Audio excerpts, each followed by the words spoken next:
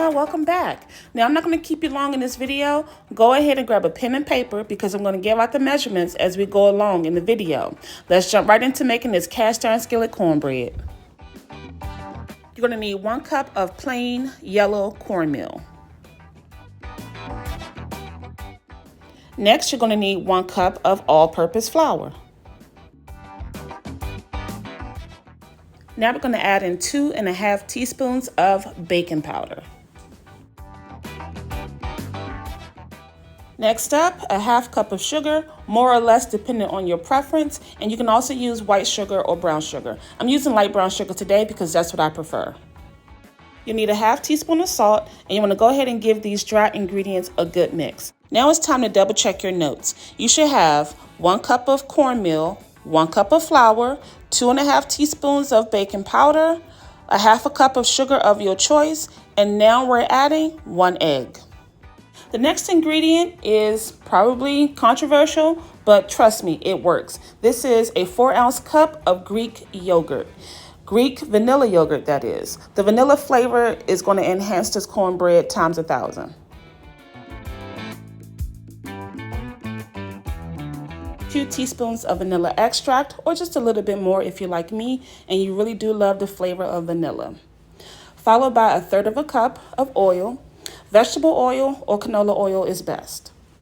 Finally, I'm going to go ahead and add 3/4 cup of milk. I'm using almond milk, but you can surely use regular whole milk. That's just fine.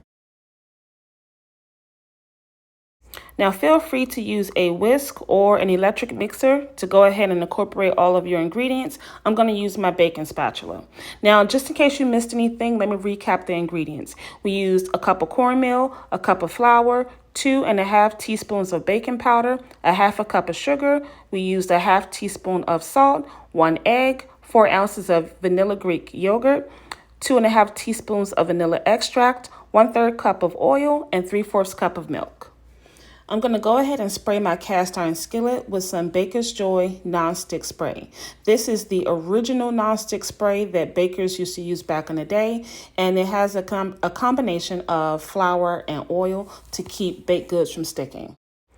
My oven is preheated to 375 degrees. If you have an oven that cooks a little bit faster, then you want to make sure you set your temperature to 350 degrees and then just extend your baking time. So you'll want to keep an eye out for your cornbread to make sure it's not cooking too fast or too slow. So my cornbread is going in the oven, again, 375 for about 20 to 25 minutes. Now my cornbread was done at about 20 minutes, but I left it in for an additional 3 minutes to get a darker color than what you see here in the oven. This is the color I was going for, this dark golden color.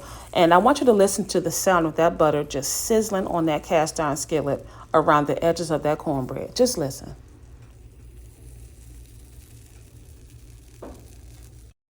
Now come on now, come on. I know it's looking good. Please let me know in the comments section if this clip of the butter bubbling up around the edges of that cornbread had your mouth watering, because it sure did have mine watering, and I made the cornbread.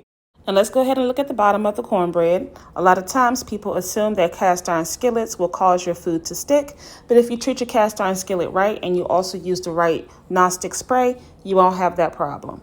So that's it. The rest of this video is all about pictures and music. Enjoy the music, enjoy the pictures, and I'll see you next time. Thanks for tuning in.